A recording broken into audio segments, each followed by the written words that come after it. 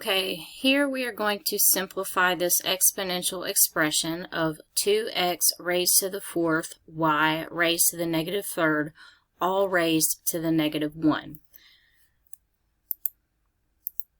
We're going to begin by using the product of a power rule, and we are going to distribute that negative 1 power through the entire equation to come up with 2 raised to the negative 1, x raised to the power of 4 times negative 1, y raised to the power of negative 3 times negative 1.